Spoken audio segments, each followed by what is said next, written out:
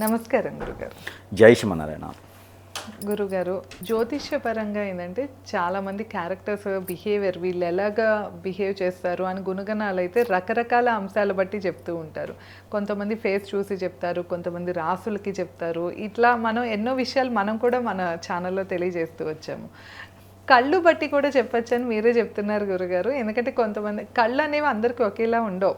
Black చాలా వరకు black గుడ్లు ఉన్నా కొంతమందికి బ్రౌన్ ఉంటాయి, పిల్లి కళ్ళు అంటాము, బ్లూ కలర్ ఐస్ అంటాము. ఇట్లా రకరకాల కళ్ళు ఉంటూ ఉంటాయి. సో ఈ కళ్ళ బట్టి ఉన్న శాస్త్రం ఏంటి, కళ్ళ బట్టి వాళ్ళ వ్యక్తిత్వం ఎలా తెలుస్తుంది, ఆ విషయాలు ఒకసారి చెప్పండి గురుగారు. ఇప్పుడు జ్యోతిష శాస్త్రం అనేది మనకు ఒక పెద్ద సముద్రం లాంటిది. దాంట్లో ఎన్నో రకాల పాయలు ఉంటాయి, ఎన్నో రకాలుగా మనం అధ్యయనాలు ఉంటాయి. వారి ఇంట్రెస్ట్ ప్రకారంగా నేర్చుకునేటువంటి ఇది ఉంటుంది. హెయిర్ని బట్టి ఉంటుంది, కళ్ళను బట్టి ఉంటుంది, చెవులను బట్టి ఉంటుంది, ముక్కును బట్టి ఉంటుంది, అసలు ఫేస్ రీడింగ్ అని ఉంటుంది, సిగ్నేచరాలజీ అని ఉంటుంది.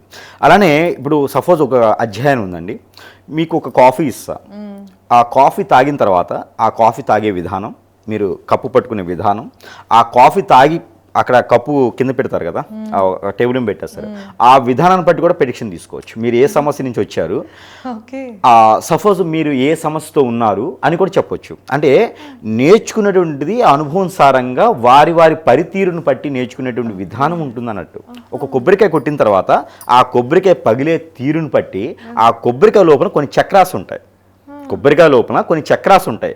ఆ చక్రాలను బట్టి కూడా మీ సమస్య పరిష్కారం ఎన్ని రోజులు అవుతుంది, అసలు అవుతుందా కాదా, మీరు ఏం చేయాలి, పరిష్కారం దొరికిపోతుంది. అంటే అధ్యయనం అనగా ఎన్నో రకాలు ఉంటాయి. దాంట్లో ఒకటిగా మనం చూసుకునేది ఏంటంటే కళ్ళు. ఈ రోజుల్లో హై నుంచి చూసుకోవచ్చు. హై నుంచి అనేది మనకి మారదు. మస్కలు వచ్చినా, పొర వచ్చినా, పసికర్లు వచ్చినా, ఏదొచ్చినా కళ్ళలో ఉండేటువంటి రిథమ్స్, ఆ ఒక ఇంగ్రీడియంట్స్ మారవు. ఇప్పుడు మనం తంబేస్తే మనం ఏదో కళ్ళతో కాకుండా చేతితో తమ్మేస్తే మనం బండి నడుపుతానో లేకపోతే పని చేస్తానో ఇవి అరిగిపోతాయి. కొన్ని రోజులకి ఇవి ఉండవు.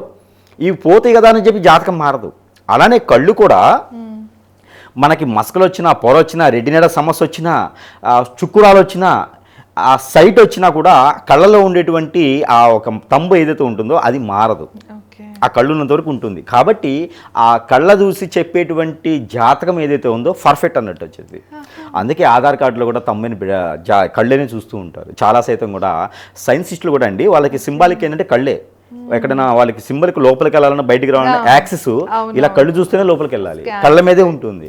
కాబట్టి కళ్ళు అనేది మనిషి జీవితంలో చాలా ప్రధానమైనటువంటి ఘట్టం. మరి కళ్ళు లేని వాళ్ళకి కళ్ళు మాత్రమే కనపడవు, కళ్ళలో తమ్స్ ఉంటాయి. ఆ తమ్ముని చూసే కళ్ళు ఇది ఉంటుంది అనమాట. కళ్ళలో ఎన్నో రకాలైనటువంటి రిథమ్స్ ఉంటాయి, ఎన్నో రకాలైనటువంటి స్టైల్స్ ఉంటాయి, ఎన్నో రకాలైనటువంటి ప్రక్రియలు ఉంటాయి. అలాంటి కళ్ళు మనిషి జీవితంలో చాలా ముఖ్యమైనటువంటిది అనమాట, సర్వేంద్రియానం. కాబట్టి ఈ యొక్క కళ్ళు అనేది మనిషి జీవితంలో ముఖ్యమైనది. కాబట్టి ఒక్కొక్క కళ్ళు ఉంటాయి, ఒక్కొక్కరికి చూస్తూ ఉంటారు. చూడగానే మనం తినేది ఏమైనా ఉందనుకోండి, విషమైపోతుంది, అది ఖచ్చితంగా వాంతింగ్ వచ్చేస్తుంది, సెన్సేషన్ వచ్చింది. అలానే ఒక్క కళ్ళు ఉంటాయి. మనము ఎవరైనా తినేటప్పుడు ఆ కళ్ళు ఇలా చూస్తున్నాం అనుకోండి, ఇంకా తినాలనిపిస్తూ ఉంటుంది, అరుగుదల ఎక్కువ ఉంటుంది. ఇప్పుడు చంటి పిల్లలు ఉంటారు, ఎంతోమంది చూస్తూ ఉంటారు, ఆ దిష్టి దోషంతో వాళ్ళు ఏడుస్తుంటారు అడక్క. అదే ఇంట్లో తల్లిగారు పెడుతూ ఉంటారు, వారు అమ్మగారు పెడుతూ ఉంటే అమ్మగారు పెట్టినప్పుడు చల్లగా కడుపు అంతా చాలా ప్రశాంతంగా ఉంటుంది. ఒక ముద్ద తిన్నా కూడా ప్రశాంతంగా అరిగిపోతుంది, మళ్ళీ తినాలనిపిస్తే ఆకలిస్తూ ఉంటుంది. అంటే ఆ కళ్ళు మనం చూసే విధానం. అలాంటి కళ్ళు మనకి ఏం చెప్తున్నాయి అంటే కనుక ఎదుటి వాడిని గ్రహించాలి, గమనించాలి. అంటే ఇప్పుడు కొంతమంది ఇంటర్వ్యూస్ ఉంటాయి, హెచ్ఆర్స్ ఇంటర్వ్యూ చేస్తూ ఉంటారు. ఇంటర్వ్యూ చేసినప్పుడు వాళ్ళు గమనించేది ఏంటో తెలుసా అండి, మన ప్రవర్తన, మన కళ్ళు తీరు. మనం ఒక క్వశ్చన్ అడగానే వాడు ఇలా చూస్తున్నాడా, ఇలా ఆలోచిస్తున్నాడా అని కళ్ళలోనే మనకు తెలుస్తుంది. వాడు ఎడు చూసి సమాధానం చెప్తున్నాడు అనేది, పనికొస్తాడా పనికిరాడా అనేది కూడా ఖచ్చితంగా చెప్పేయచ్చు. కళ్ళు అంత ప్రయత్నం చేస్తాయంటే. ఒకప్పుడు మీరు ఒక పాటనాలి, నన్ను దోచుకుందు అనేటువంటి ఒక సాంగ్ ఉంటుంది ఎన్టీఆర్ గారిది. ఆ సాంగ్లో డ్యాన్స్ ఉండదు, ఎటువంటి సాంగ్లో ఎటువంటి డ్యాన్స్ ఉండదు, ఇక్కడికే ఉండదు. కానీ కళ్ళతోనే సైకిల్ ఉంటాయి. మనకి న్యూడ్లో పెట్టినా కూడా ఆ కళ్ళ సైకిల్తో ఏమని అధ్యాయిస్తున్నారని మనకు అర్థమవుతూ ఉంటుంది. ఇప్పుడు నేను కావాలని పాట వినండి, నన్ను దోచుకుందు అటువంటి పాట అండి, గులే బకవాలి కథలో సాంగ్ అది. అయితే అలానే మనకి కళ్ళు అనేది చాలా సూచిస్తూ ఉంటాయి. ఒక్కో హీరోయిన్ చాలా డెవలప్ అవుతూ ఉంటుంది. అంటే కళ్ళ సైకి ద్వారానే మనము చెప్తూ ఉంటాము. ఏదైనా చేయాలన్నా తెలిసిపోతూ ఉంటాయి. ఎస్, ఇప్పుడు జెడ్ కేటగిరీ ఉంటుంది, సీఎంలకు కావచ్చు, ప్రధానులకు కావచ్చు, జెడ్ కేటగిరీ ఉంటుంది. వాళ్ళు ఎక్కడ కూడా బాడీ టచ్ చేయరు, బాడీ నుంచి రిథమ్స్ కనిపించవు, ఓన్లీ కళ్ళ సైకితో ఇలా అనగానే వాళ్ళకి ఇదైపోతూ ఉంటుంది.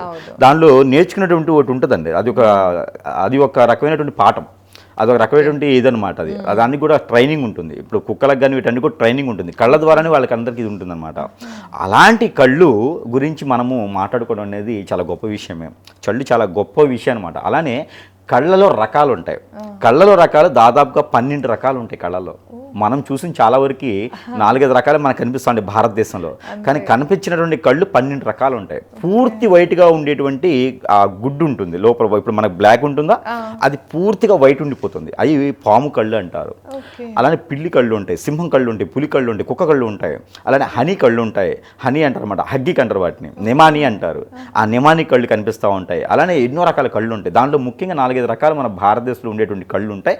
దాంట్లో ముఖ్యంగా సాదాసీదాగా ఉండేటువంటి కళ్ళు. కళ్ళు గుడ్డు పెద్దదిగా ఉందా చూడాలి. గుడ్డు పెద్దదిగా ఉండి ఆ వైట్ శాతం తక్కువగా ఉండి బ్లాక్ శాతం ఎక్కువగా ఉంటుంది. ఆ కళ్ళు వచ్చేసి ఎదుటి వాళ్ళు ఆశిస్తున్నారని అర్థం. అలాంటి కళ్ళు ఉంటే ఎదుటి వాళ్ళని ఆశించడం అనమాట. ఎక్కడికైతే వెళ్తారో వాళ్ళకి ఈక్ష ఎక్కువగా ఉంటుంది. అలాంటి వాళ్ళకి ఈక్ష పెద్ద గుడ్లు వేసుకుని ఉంటుంటారు, వాళ్ళకి ఈక్ష ఎక్కువగా ఉంటుంది. కానీ ఏ పని చేసినా ముందుకు వెళ్ళరు వాళ్ళు ఎంతైనా అనుకుంటారు, నాకు రేపు తెల్లారితే నేను సీఎం అని అనుకుంటారు, మళ్ళీ తెల్లారితేనే ఉంటుంది. ఒక హోటల్లో ఒకటి చూశాను మొన్న ఈ మధ్య, రేపు ఫుడ్ ఫ్రీ అని ఉంటుంది బోర్డు ఒకటి బయట, రేపు ఫుడ్ ఫ్రీ అని ఉంటుంది. కానీ రేపు వెళ్ళి చూస్తే కూడా అదే బోర్డు ఉంటుంది. అదే విధంగా వీరేంటంటే నేను రేపటి రోజు సీఎం అనుకుంటారు, కానీ రేపటి రోజు మళ్ళీ అదే అనుకుంటారు. అలా అనుకుని జీవితం కొనసాగుతూ ఉంటుంది అనమాట. అలానే చాలా చిన్నగా ఉంటాయి కళ్ళు, చాలా చిన్నగా ఉండేసి అసలు వీళ్ళ కళ్ళు ఉన్నాయా లేవా, ఆ రెప్పల మధ్యలో చిన్న కొట్లాడుతూ ఉంటాయి అనమాట. అసలు వీళ్ళ కళ్ళు ఉన్నాయా లేవా కూడా కనిపిస్తుంది. అలాంటి వారు మంచి సెలబ్రిటీ కాదు, ప్రపంచంలోనే అత్యంత ఉండే స్థానానికి వెళ్తూ ఉంటారు. చిన్న కళ్ళు కనిపిస్తాయి, వాళ్ళ కలర్ ఏదున్నా ఉన్నాయి, చిన్న కళ్ళు రెప్పల మధ్యలో చిన్న కనిపిస్తూ ఉంటాయి. వాళ్ళేదో మొత్తం ప్రపంచాన్ని ఏలేటువంటి స్థానంలో ప్రపంచాన్ని ఏలే వారికి సలహాలు ఇచ్చేటువంటి పరిస్థితి ఉంటారు వాళ్ళు.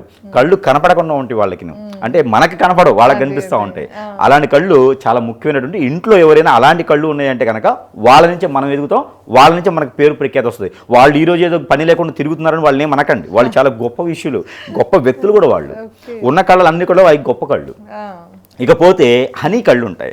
హనీ కళ్ళు అంటే మనకి బ్రౌన్ కలర్లో వచ్చేసి ఒక గోధుమ కలర్ బ్రౌన్ కలర్ మిక్స్ అయి ఉంటుంది. ఆ కళ్ళు ఉంటే కనుక వాళ్ళు చాలా తెలివి కలవారు, డబ్బు లేకుండానే సంపాదిస్తారు, పెట్టుబడి లేకుండానే వ్యాపారం చేస్తారు. అంటే ప్రతి ఒక్కరికి సలహాదారులుగా ఉంటారు. మనకి సినిమాకి డైరెక్టర్ ఎంతైతే అవసరమో అలాంటి కళ్ళు ఉండడం ద్వారా ఎంతో మంది పేరు ప్రఖ్యాతి పొందుతారు వాళ్ళ నుంచి. కానీ అలాంటి కళ్ళు చాలా గొప్పవి. ఇంకోటి ఉంటుంది ఐశ్వర్యరాయ్కి ఉంటాయి బ్లూ కళ్ళు ఉంటాయి. ఆ హనీ కళ్ళలో బ్లూ కలర్ మిక్సింగ్ ఉంటాయి. ఆ వాళ్ళకి ఏంటంటే మంచి పేరు వచ్చినంత వరకు పేరు వచ్చేస్తుంది, తర్వాత అలా సెటిల్ అయిపోతారు, ఒక స్థాయిలోకే వాళ్ళు వెళ్తారు. ఒక స్థానానికి వెళ్ళారు అంటే ఇక దానికి చాలా అన్నట్టుగా ఇంకా అలా స్థిరమైపోతారు అనమాట. సంపాదించింది ఎవరికి ఇరు, కానీ ఎవరి దగ్గర తీసుకోరు వాళ్ళు, అలా స్థిరంగా అలా ఉండిపోతుంటారు అనమాట. కానీ ఒక దాంట్లో అలా స్థిరంగా అయిపోతారు ఉంటారు. వాళ్ళకి ఏంటంటే తగ్గదు పెరగదు అన్నట్టు. ఇప్పుడు ఒక సముద్రం నీళ్లు ఉంటాయి, ఒక చెమ్ము తీయడం ద్వారా తరిగేదేముంది, పోయడం ద్వారా పెరిగేదేముంది, కానీ వాళ్ళు అలా స్థిరంగా ఉండిపోతుంటారు. ఇక పోయి బ్లాక్ ఐస్ ఉంటాయి, పూర్తిగా బ్లాక్ కనిపిస్తూ ఉంటాయి ఐసెస్ వాళ్ళకి. మనుషులు అలా ఉన్న బ్లాక్ ఐస్ ఉంటాయి, వాళ్ళని మాత్రం నమ్మకూడదండి. ఈ బ్లాక్ ఐస్ ఉన్న వాళ్ళని చాలా సైన్సిస్ట్గా ఉండేవాడు అనమాట, సూక్ష్మంగా ఆలోచిస్తారు వాళ్ళు, చాలా సెన్సిటివ్గా ఉంటారు వాళ్ళు, చాలా గ్రోత్గా ఆలోచిస్తూ ఉంటారు అనమాట. అదే వాళ్ళు ఒక గూఢాచారులు అనమాట. వాళ్ళు ప్రతిదీ కనిపెడుతూ ఉంటారు. ఇంట్లో దొంగ నీసు కూడా పట్టలేరు అంటారు కదా, వీరు ఇంట్లో దొంగకు పడుకుంటారు, ప్రతిదీ బయటపడిపోతారు అన్నమాట. ఇలాంటి వాళ్ళు పోలీసులుగా గాను జడ్జెస్గా లాయర్లు గాను శాసించేటువంటి స్థానంలో ఉంటారన్నమాట ఈ బ్లాక్ ఐస్ ఉన్నవారు. వీరితో చాలా జాగ్రత్తగా ఉండాలి. ఏదైనా విషయం చెప్పామంటే మనల్ని గ్రిప్ చేస్తారు వాళ్ళు, అంటే సీక్రెట్స్ ఏవి వాళ్ళు చెప్పకూడదు అన్నట్టు. వాళ్ళు అవకాశవాదులు, ఎటు కావాలంటే తిప్పేస్తూ ఉంటారు. కాబట్టి ఎవరైనా తిట్టుకుంటారేమో, కానీ వాస్తవాలు ఇవన్నీను. కావాలంటే వాళ్ళ మైండ్ సెట్ అలా చెప్తుంది, అరే నిజమే కదా నా కళ్ళు ఇలానే ఉన్నాయని. అందుకే ఎక్కువ శాతం అందరూ కూడా కళ్ళజోడు పెట్టుకుంటారు, కళ్ళు కనపడకూడదు అని. మరొకటి ఉంటుంది, వీళ్ళు ఏంటంటే అట్రాక్ట్ చేస్తూ ఉంటారు. వీళ్ళు ఏం చేస్తుంటారంటే అట్రాక్ట్, అవి ఏంటంటే పిల్లి కళ్ళు. మోసం చేస్తారు, మోసపోతారు, ఊరికనే మోసపోతారు వాళ్ళు. ఏదైనా మాట్లాడి మీరు చాలా గొప్పవాళ్ళు అంటారుగానే అవునా అండి ఏం కావాలి మీకు అని వాళ్ళకి సహాయం చేస్తూనే ఉంటారు. చేస్తూ వాళ్ళు చేయిస్తారన్నమాట, హ్యాండ్ ఇచ్చేసి వెళ్ళిపోతారు, దూరం నుంచి నమస్కారం చేస్తారన్నమాట వీళ్ళ దగ్గర వనరులు తీసుకొని. మోసపోతూ ఉంటారు వీళ్ళు. కానీ వీళ్ళకి ఏడుపు రాదు, మోసపోయారు కదా అని చెప్పేసి ఇంకో దగ్గర జాగ్రత్తగా ఉన్నాడు, మళ్ళీ మోసపోవడానికి సిద్ధంగా ఉంటారు. అంటే ఇలా పెట్టుకోవడం మేకలాగా అనమాట, వచ్చారా మళ్ళీ మోసపోవడానికి అనే విధంగా ఉంటారు వాళ్ళు. పాపం అన్నిట్లోనూ మోసపోతూ ఉంటారు, కానీ చాలా మంచి వ్యక్తులు. పిల్లికళ్ళు మోసం నమ్మకూడదు అంటారు వాళ్ళని, కానీ వాళ్ళనే నమ్మితే మనం బాగుపడతాం. కాబట్టి అలాంటి వాళ్ళు చాలా బాగా ఇది చేస్తారు. కానీ వాళ్ళకి స్థిరంగా ఉండలేరు, వాళ్ళు ఒక దగ్గర ఉండరు. వాళ్ళ దగ్గర ఏంటంటే ఉన్న గుణం ఏంటంటే ఎప్పుడు సంచారం చేస్తూ ఉంటారు.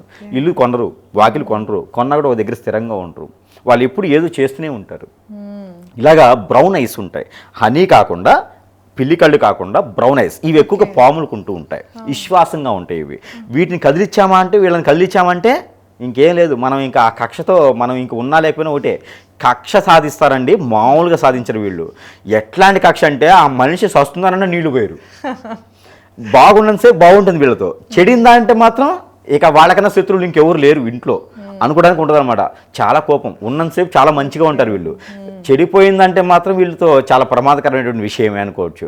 అలాగే మనకి భారతదేశంలో కళ్ళు అనేది చాలా ముఖ్యమైనటువంటిది. అందుకే ఆధార్ కార్డులో కూడా కళ్ళే పెట్టుంటారు. ఏదైనా ముఖ్యమైనటువంటి వాటిలో కళ్ళనే తీసుకుంటూ ఉంటారు. కాబట్టి అలాంటి కళ్ళును చాలా ప్రమాదకరమైనవి, అలాంటి కళ్ళు చాలా మంచివి. మనం పుట్టేటువంటి నక్షత్ర ప్రకారంగా కళ్ళతో దోషం కూడా చెప్పవచ్చు.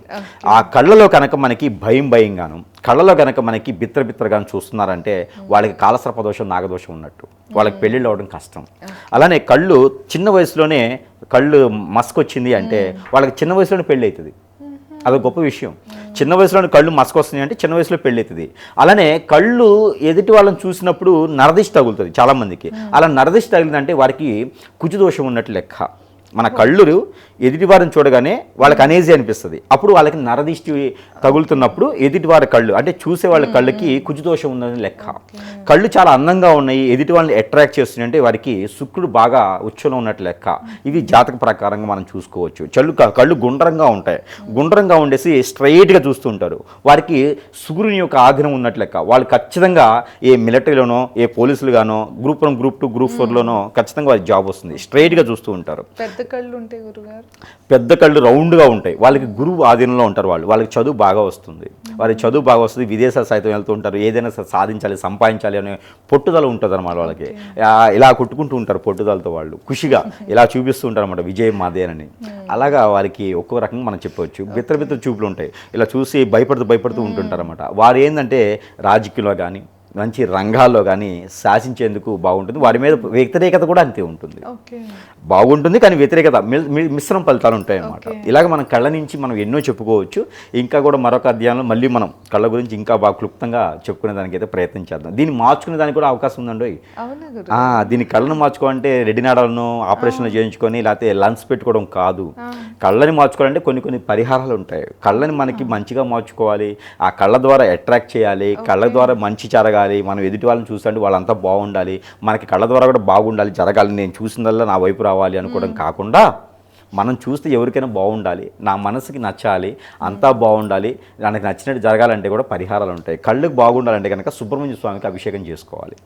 మన కళ్ళు మనకి చెడు చేయప్పుడు కళ్ళతో చూసింది నిజం కదా, ఆ నిజం మనకి మనసుకు తెలియాలి కదా, ఆ మనసు నిగ్రహంగా ఉండాలి కదా. దీనికి సుబ్రహ్మణ్య స్వామికి ఎక్కువ అభిషేకం చేస్తూ ఉండాలి, నాగపడేలకి ఎక్కువ పాలు పోస్తూ ఉండాలి, ఆ పుట్టల దగ్గర ఎక్కువ పూజిస్తూ ఉండాలి, చలివిడి సజ్జలు కలిపినటువంటి నైవేద్యం పెడుతూ ఉండాలి, పానకం వడపప్పు స్వామివారికి పెడుతూ ఉండాలి, ఎప్పుడైనా ఒకసారి తోటకూర లాంటి ఆవులకు పెడుతూ ఉండాలి. ఇలాంటివి చేస్తే కళ్ళు అనేది మనకి మోసం చేయవు. ఎక్కువగా రెడ్డినాడ కానీ, మస్కలు కానీ, శుక్రాలు కానీ, సైట్ కానీ ఎక్కువగా రాకుండా ఉంటుంది. మనం కూడా క్యారెట్, బీట్రూట్ లాంటివి, ఆకుకూర లాంటివి ఎక్కువ తింటూ ఉండాలి. ఇలాంటివి చేస్తే మన కళ్ళు మనకి సుఖంగా శుభ్రంగా ఉంటూ ఉంటాయి. బార్లీ కానీ, సబ్జా కానీ ఎప్పుడు తింటూ ఉండాలి, తాగుతూ ఉండాలి. అప్పుడు మన కళ్ళు మనకు శుద్ధిగా ఉంటూ ఉంటాయి. అలానే మన కళ్ళలో కర్పూరం ఉంటుంది, పచ్చకర్పూరం నలిపి బాగా పేస్ట్ నలపాలి. నలిపి ఎప్పుడైనా కళ్ళలో పెట్టుకుంటూ ఉంటే కళ్ళు చల్లగా ఉంటాయి. కాబట్టి ఇవన్నీ కూడా మనం చేసుకుంటూ ఉండాలి, కళ్ళని కాపాడుకుంటూ ఉండాలి. తప్పకుండా గురుగారు. సో గురుగారు చెప్పినట్లు ఈ కళ్ళకి సంబంధించిన లక్షణాలు అయితే మనం తెలుసుకున్నాము. సో అలాగే పరిహారం కూడా చివరిలో తెలియజేశారు కదా. మీకు ఎంతవరకు ఈ కళ్ళ శాస్త్రం అనేది వర్కౌట్ అయింది అంటే, మీకు నిజంగానే గురుగారు చెప్పిన ఈ లక్షణాలు ఉన్నాయో లేదో కామెంట్ చేయటం అయితే మర్చిపోకండి. ధన్యవాదాలు. నమస్కారం గురుగారు.